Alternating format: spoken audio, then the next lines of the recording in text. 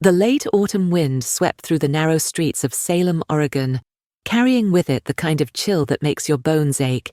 The scent of disinfectant hit me the moment I stepped into the sterile hallway of Mercy Pines Medical Center. I stood beside my mother's hospital bed, my heart clenching so tightly I could barely breathe. She'd only been admitted 3 days ago, but she looked like she had aged a decade overnight. Mom had always been petite, delicate even, but now she seemed to have shrunk into the sheets. Her skin was paper-thin, stretched over bones like someone had traced her in fading lines. Her eyes, once so full of warmth, had sunk deep into hollow sockets. "Mum, are you feeling any better?" I whispered, wrapping my fingers gently around her fragile hand. She smiled, but it didn't reach her eyes. "Amelia, sweetheart, stop wasting your money on me," she murmured. "I'm old. Treatment won't change anything." Before I could protest, the door opened. Nurse Lily walked in, tense. "Amelia Bennett, we need an immediate payment. We're still short $122,000. Further delay could jeopardize her treatment." I nodded, swallowing panic. "I'll get the money, please. Just stay with her." By the time I got home, the sun was sinking beneath the horizon, casting the sky in strokes of amber and burnt orange. The house was dark, cold, like it had already braced itself for bad news. I pushed open the front door, flicked on the lights, and immediately caught the faint scent of something greasy and familiar, reheated pizza. "Nathan," I called out, moving quickly toward the bedroom. Silence. I went straight to my nightstand. That drawer had always been my little vault, the place where I kept my debit card tucked beneath old receipts and expired coupons. But tonight, it was empty. Panic gripped my stomach. I tore through the drawer, tossing out pens, receipts, old charger cables, everything, but no card. "What are you looking for?" came Nathan's voice, calm and cold, as he appeared in the doorway. He leaned against the frame, chewing on a slice of pizza like nothing was wrong. "My card," I said, trying to keep my voice level. "Mom's hospital bill is due tonight. I need to pay it. Have you seen it?" He smirked, then slowly reached into his pocket and pulled it out. The familiar blue card, spinning it between his fingers like it was a toy. "You mean this?" he said. "I figured we should talk first." My heart dropped. "Nathan, please, not now." He took a slow bite, swallowed, and said, "You really want to throw every last dime at your mother? She's in her 70s, Amelia.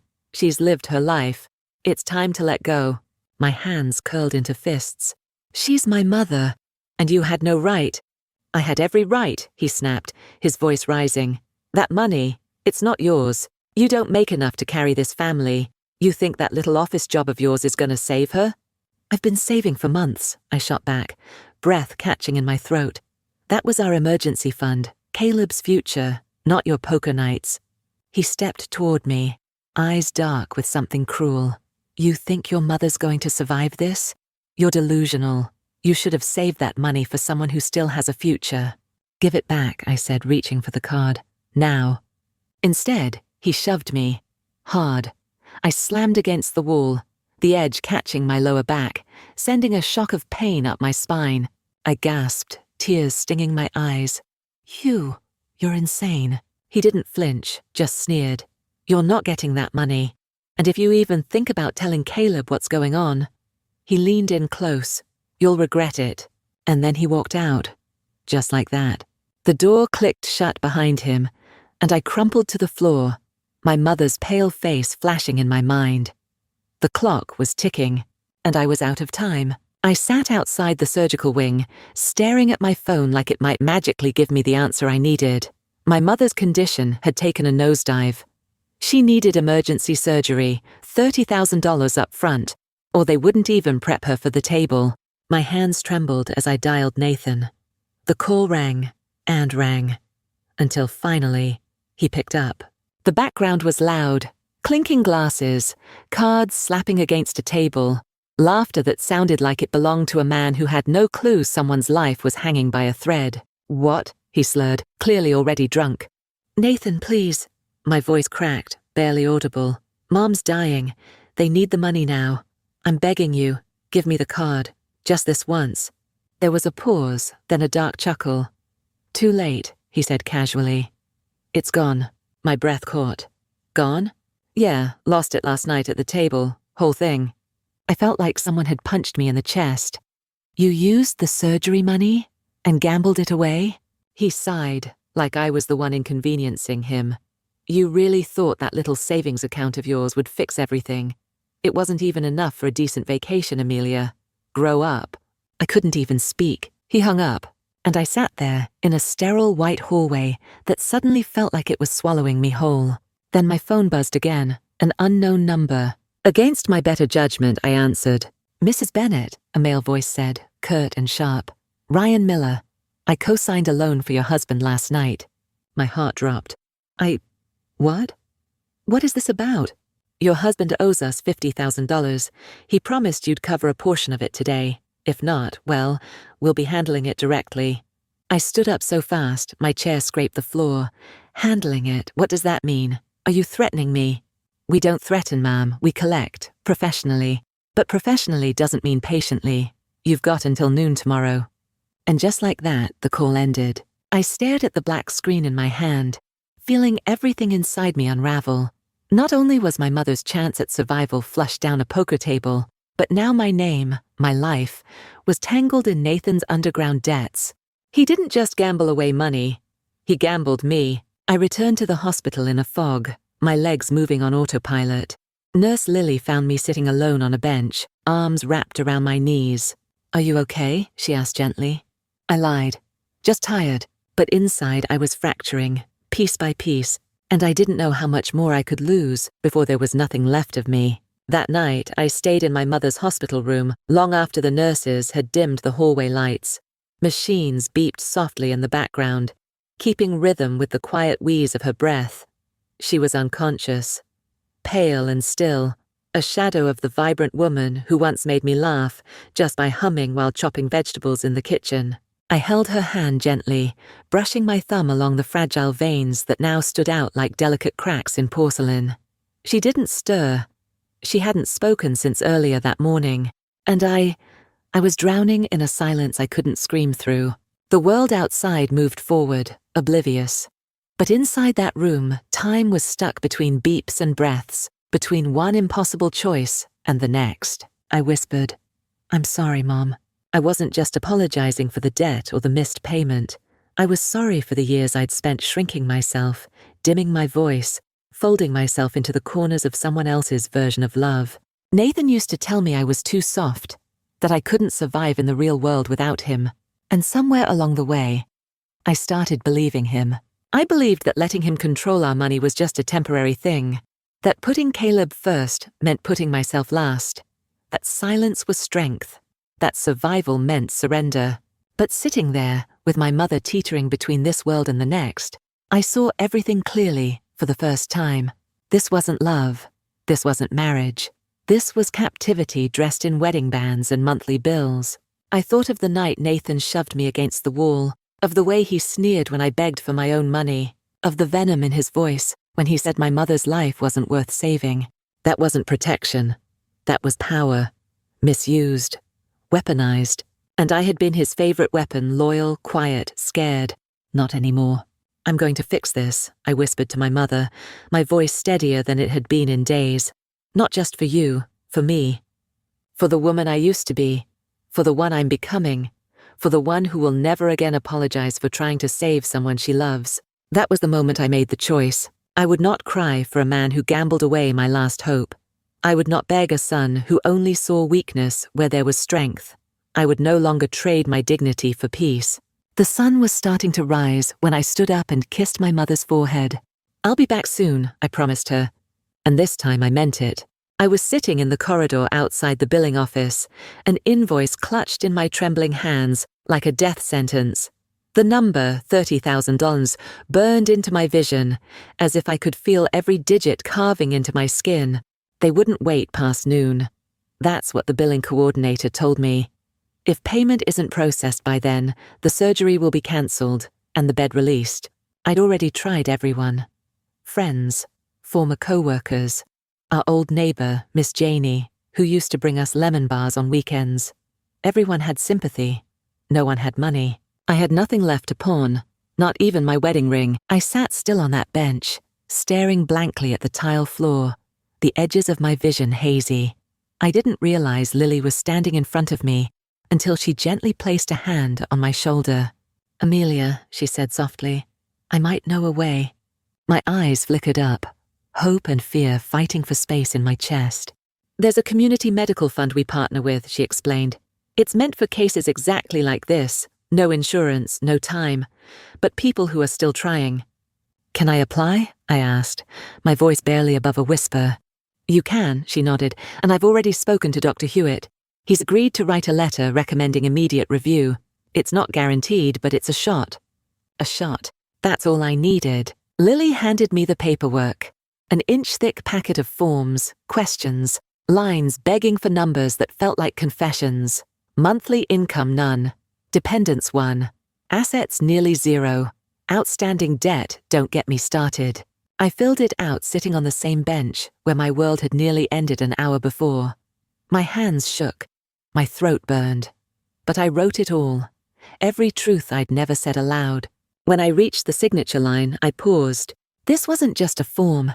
It was a record of how hard I'd tried, how far I'd fallen, and how much I still had left to fight for. I signed my name. The next morning, the call came. "Mrs. Bennett," the voice on the line said, "the charitable fund will cover 75% of the surgery. The remaining balance can be paid over time." I didn't know what to say. I couldn't even cry. I just stood by the window in stunned silence, holding the approval notice like it was a golden ticket. And for the first time in days, I exhaled. When I walked back into my mother's room, her breathing was soft and steady.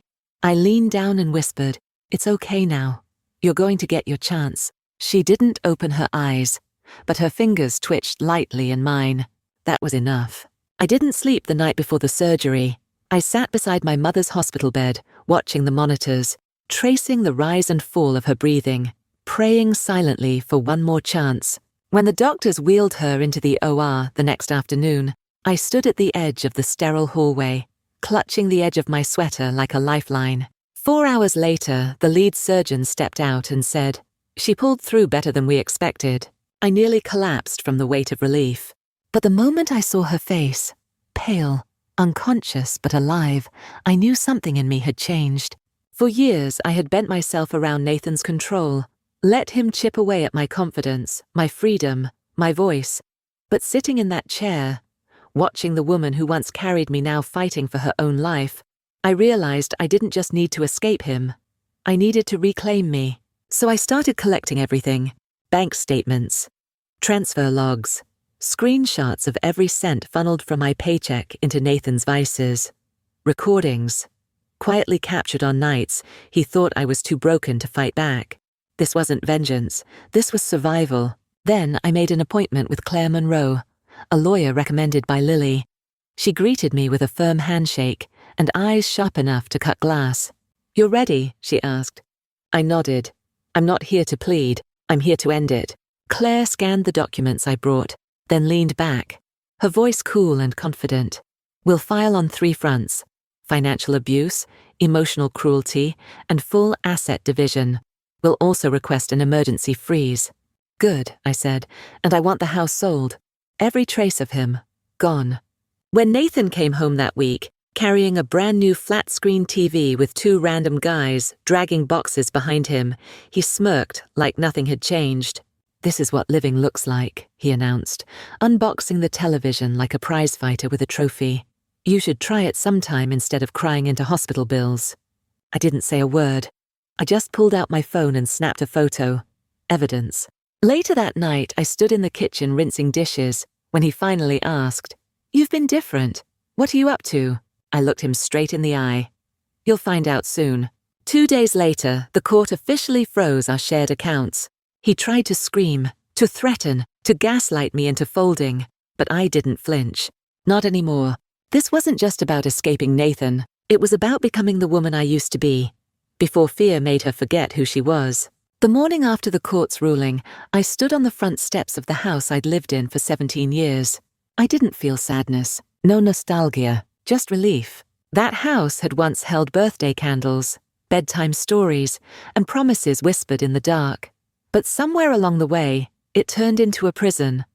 One where my voice echoed but was never heard. Now I was walking away from it, on my terms. Claire had finalized the sale within the week. Nathan tried to stall, to bluff, to claim some sentimental attachment, but the court's judgment was clear. He had gambled it all away, literally and figuratively. When the final check cleared, the first thing I did was drive straight to the hospital's financial office and pay every cent of what remained on my mother's bill, not $1 short. The woman behind the desk blinked back, surprise. Most people never follow through after getting assistance. I smiled. My mother always said integrity isn't about what you do when things are easy. The rest of the money. I used it for a modest apartment on the edge of town. Nothing fancy. Just a quiet space with a balcony that caught the afternoon sun and a small kitchen that felt like mine. Everything inside was simple, second-hand furniture, thrift store dishes, neutral curtains. But it was mine. No cigarette burns on the carpet. No shouting through the walls.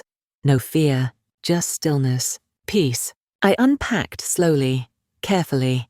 Hung a photo of my mom by the window where the light hit just right.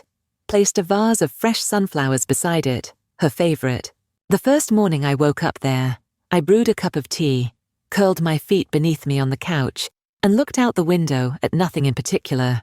There were no beeping machines, no slammed doors, no icy silence waiting to punish me for speaking too loud or dreaming too much. Just me, free. I wasn't naive. I knew healing would take time, that scars wouldn't vanish just because I changed my address.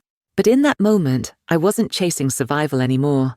I was living, and for the first time in as long as I could remember, the life I was living belonged to no one but me. Everything ahead of me was unwritten, terrifying and exhilarating in equal measure. But I knew one thing for certain.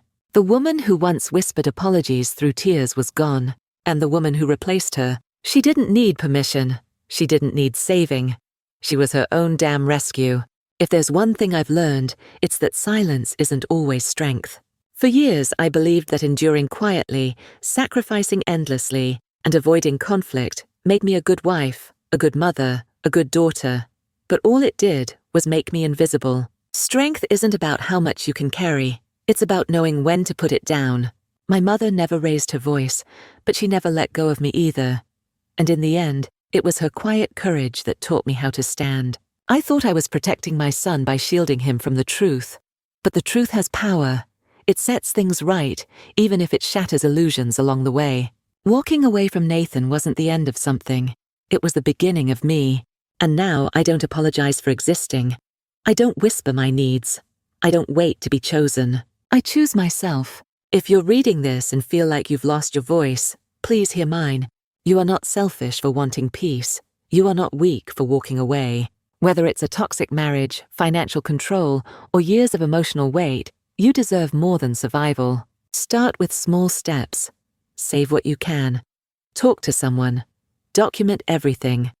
And when you're ready, fight. Not with anger, but with clarity. With truth. With purpose. There are resources. There are people who will help. And most importantly, there is you. You are your own light. Even if you've been dimmed, you are never beyond reigniting.